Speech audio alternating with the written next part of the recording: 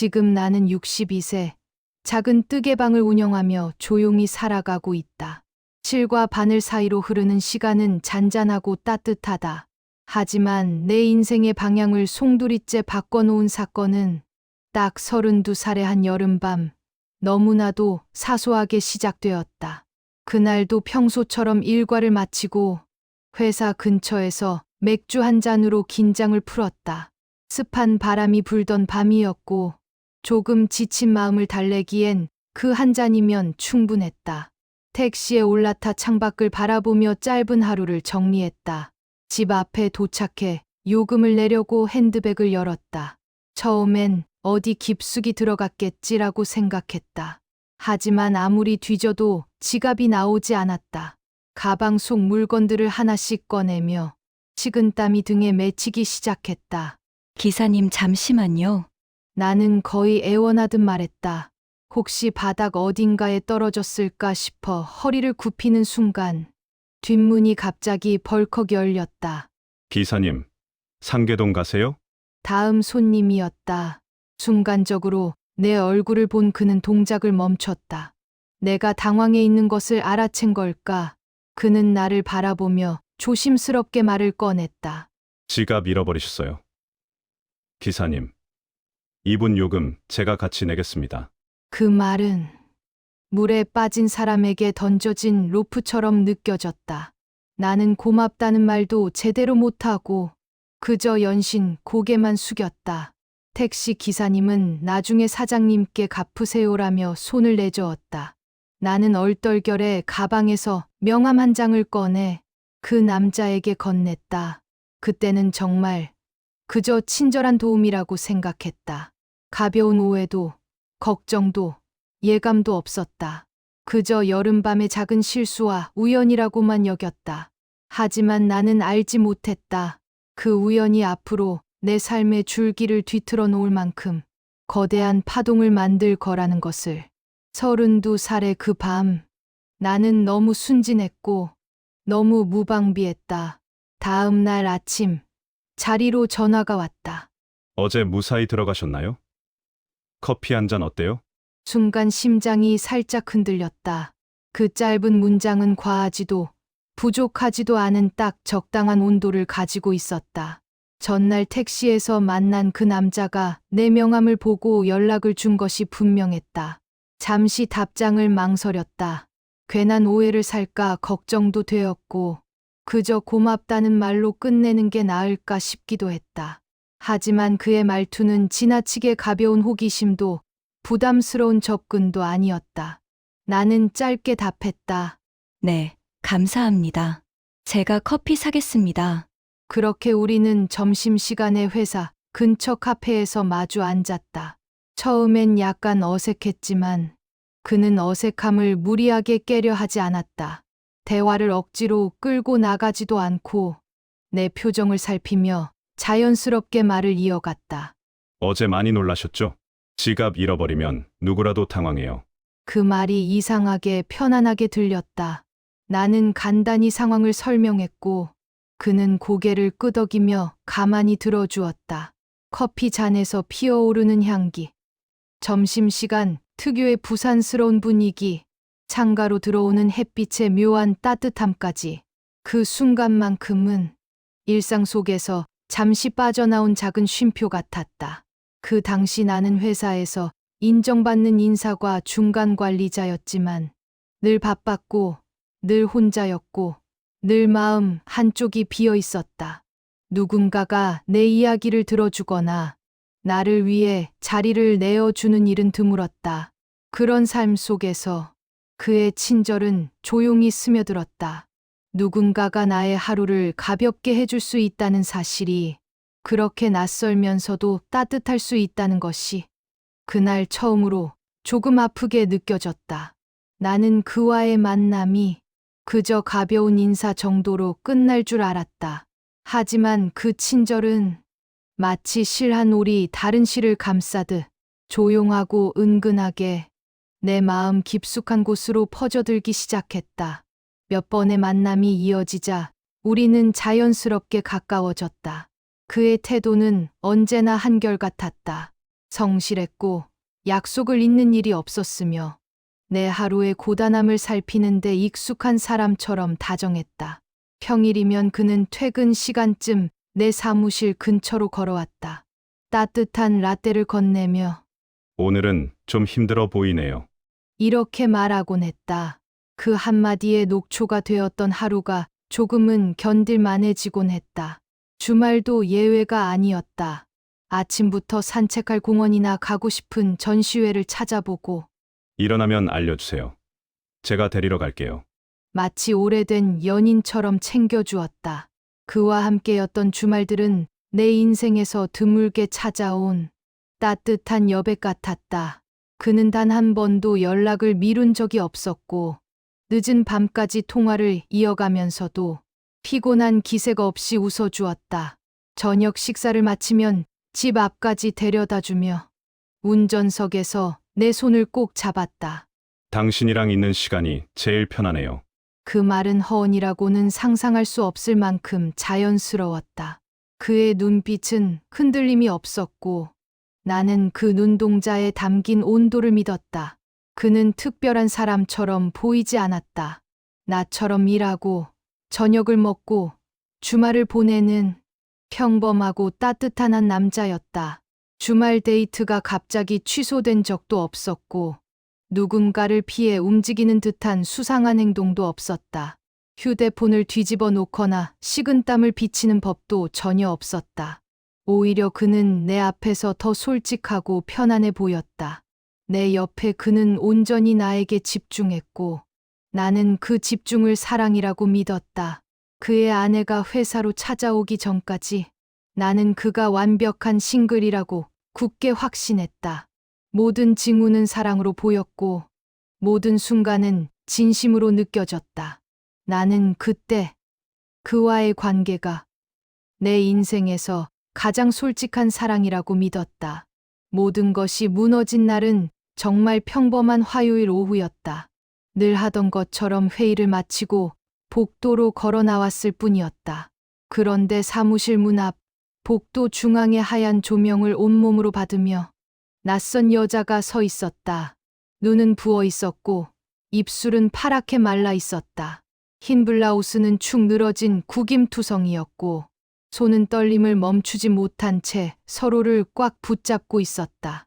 그녀는 마치 길을 잃은 사람처럼 나를 바라보다가 조심스럽게 입술을 열었다.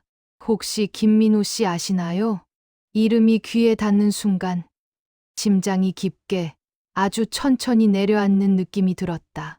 나는 그 이름을 모른다고 말하려 했지만 목구멍에서 단 한 글자도 나오지 않았다. 거짓말로라도 벗어나고 싶었지만 도망칠 틈은 이미 완전히 사라져 있었다. 잠시 침묵이 흐른 뒤 그녀는 입술을 깨물며 말했다.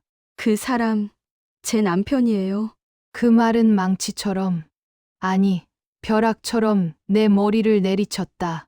눈앞이 순간적으로 하얘졌다. 무슨 말부터 해야 할지, 어떤 표정을 지어야 하는지도 알 수 없었다. 너무나 갑작스러웠고, 너무나 비현실적이어서 말이라는 것이 존재하지 않는 듯했다. 그녀는 조금씩 무너지는 목소리로 이어 말했다. 주말마다 집에 없었어요. 저는 그냥 업무가 많아서 그런 줄만 알았어요. 설마 당신하고 있을 줄은. 대체 왜 그러셨어요? 그 말들 사이사이에는 분노도 원망도 있었지만 무엇보다 깊은 절망과 상실이 배어 있었다. 나는 숨을 쉬는 것조차 잊은 채 그녀의 말을 그대로 맞았다. 그제야 깨달았다.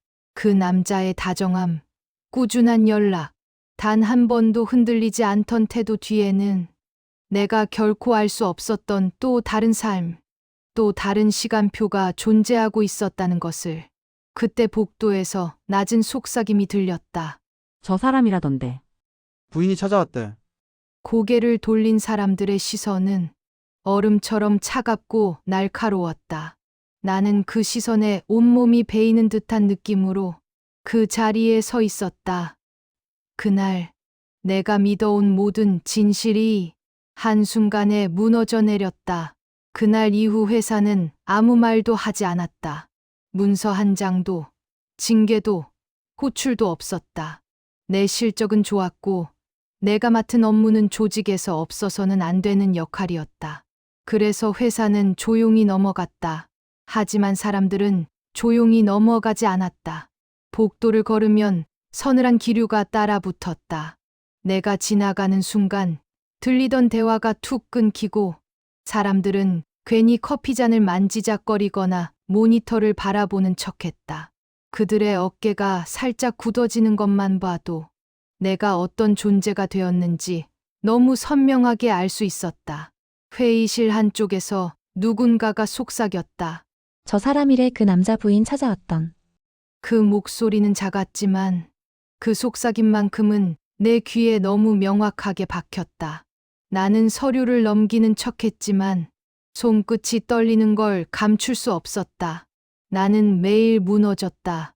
그 남자를 미워했다가 그를 선택한 나를 탓했다가 어떤 날은 감정이 아예 떨어져 나간 사람처럼 아무것도 느끼지 못했다. 나는 스스로에게 물었다. 내가 왜 그럴 수밖에 없었을까? 그러나 대답은 늘 같았다. 그때의 나는 외로웠고 그의 다정함은 진짜처럼 보였고 그 진실 같은 것에 나는 속아버렸던 것이다. 변명하고 싶지 않았다. 누구에게도 책임을 돌리고 싶지 않았다. 다만 내 마음에 있던 사랑은 거짓이 아니었다는 사실이 더욱 나를 아프게 했다. 그렇게 힘든 시절을 버티던 어느 날 집 청소를 하다가 방 구석에서 먼지가 쌓인 작은 통 하나가 눈에 들어왔다. 어머니가 생전에 내게 남겨준 뜨개 바늘과 실뭉치였다. 오랫동안 손대지 않았던 물건이었다. 그날 밤 나는 뜨개 바늘을 들고 가만히 실을 끌어당겼다. 바늘에 실을 걸고 첫 코를 만들고 규칙적인 동작을 천천히 반복했다. 그 단순하고 솔직한 움직임이 마치 긴 숨을 들이쉬게 하는 것처럼 내 마음의 울음을 조금씩 가라앉혔다. 실은 거짓말을 하지 않았다.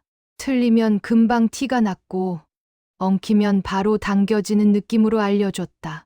감추려 하면 더 엉키기만 했다. 그 정직함이 오히려 위로가 되었다. 어쩌면 그 작은 반복이 내 무너진 마음을 붙잡아준 첫 번째 순간이었다. 뜨개질을 시작한 뒤 나는 처음으로 생각이라는 것을 멈출 수 있었다. 사람들의 시선도, 속삭임도, 나를 베어내던 말들도 뜨개질 앞에서는 잠잠해졌다. 실을 감고 코를 만들고 바늘을 넘기는 규칙적인 동작만이 하루 종일 뒤엉켰던 마음을 조금씩 풀어주었다.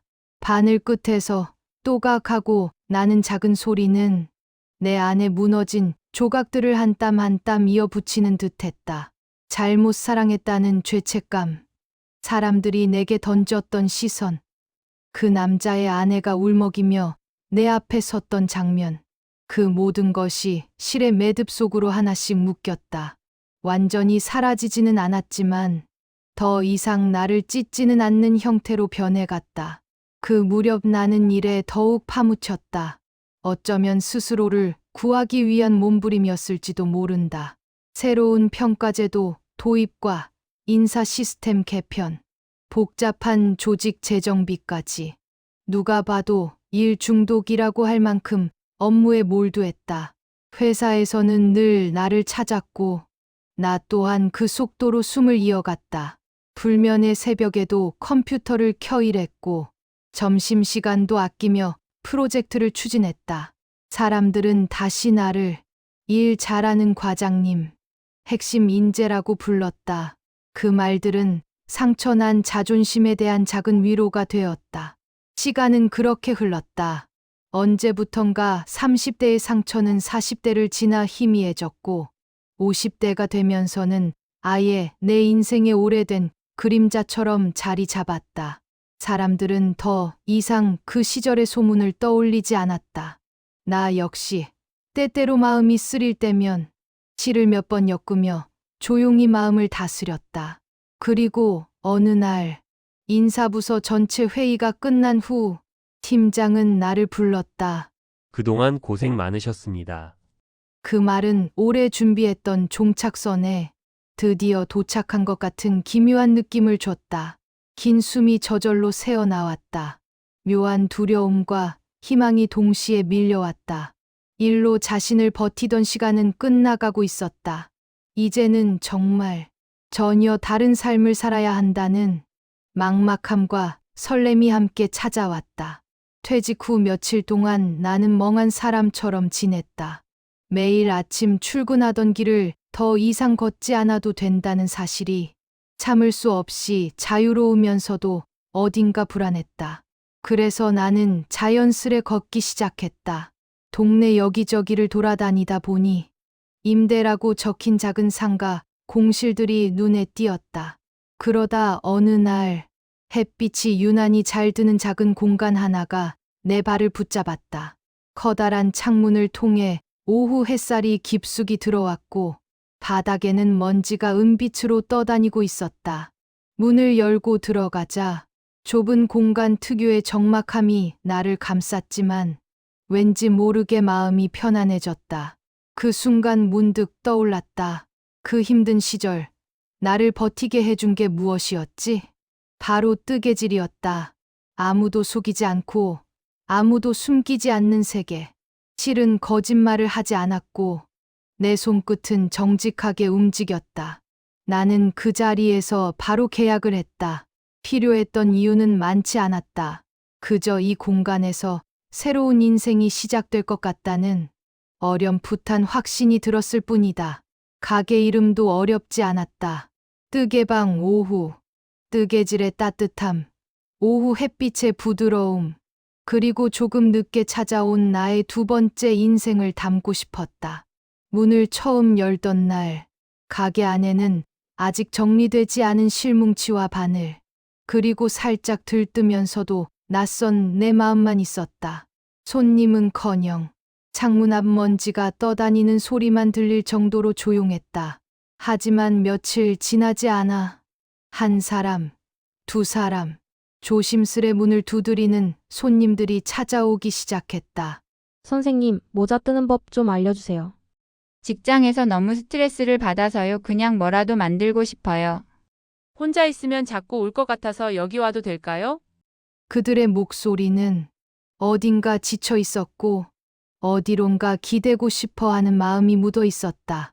사람들은 실을 잡으며 조용히 자신의 이야기를 털어놓았다. 실의 흐름이 마음의 흐름을 조금씩 풀어주는 것처럼 그들은 시간을 잊고 바늘을 움직였다. 그리고 나는 그 이야기를 일부러 해결하려 하지도 않고 그저 따뜻한 차 한 잔 옆에서 가만히 들어주었다. 신기하게도 그 시간이 내게도 큰 위로가 되었다. 누군가의 마음이 조금씩 풀리는 동안 내 안의 오래된 상처도 더 이상 날카롭게 아프지 않았다. 나는 그제야 깨달았다. 뜨개방은 손님들을 위한 공간이기도 했지만 동시에 나 스스로를 다시 살게 하는 나만의 작은 피난처이기도 하다는 것을. 지금 나는 62세. 뜨개방 한 구석에 앉아 천천히 실을 감고 모양을 완성해가는 이 삶이 참 좋다.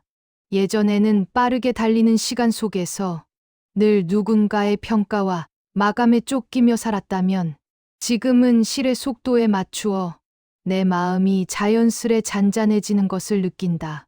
쌀쌀한 계절이면 뜨개방 안은 언제나 부드러운 온도로 채워지고 창가에 놓인 작은 화분과 오후 햇살이 그날의 분위기를 정해준다. 가끔은 손님들이 떠난 조용한 시간에 차 한 잔을 올려두고 바늘을 움직이다 보면 그 소리마저도 내 삶의 리듬처럼 느껴진다. 문득 창문 너머로 바람이 스쳐 지나가는 모습을 보면 32살 여름밤의 그 택시가 떠오를 때가 있다. 지갑이 사라졌던 그 순간 그 일이 나에게 어떤 문을 열었는지 아니면 어떤 문을 닫아버렸는지는 아직도 잘 모르겠다. 하지만 확실한 건 하나 있다. 그 모든 실수와 상처와 잘못된 선택들, 그리고 그 후에 긴 시간 동안 버티고 일어선 경험들이 결국 지금의 나를 만들었다는 것. 아무도 대신 만들어줄 수 없는 나만의 무늬를 그 모든 사건이 함께 엮어준 셈이다. 뜨개방을 가득 채운 오후 햇살을 바라보며 나는 천천히 미소를 짓는다. 햇살이 실에 비치면 마치 과거의 아픔까지 부드럽게 감싸주는 듯하다. 실은 엉키기도 하고 끊어지기도 하지만 천천히 솔직하게 다시 엮어나가면 어느 순간 하나의 모양이 된다. 그리고 그 모양은 늘 예상하던 것보다 더 단단하고 더 아름답다. 지금의 나도 그렇다. 엉켜버린 시절이 있었고, 끊어져 버린 인연이 있었고, 풀어내야 했던 매듭들이 참 많았다. 하지만 그 모든 과정을 지나온 덕분에 지금의 나라는 무늬가 완성되었다. 나는 그 무늬가 좋다. 그리고 그 무늬가 나의 두 번째 인생을 따뜻하게 덮어주고 있다.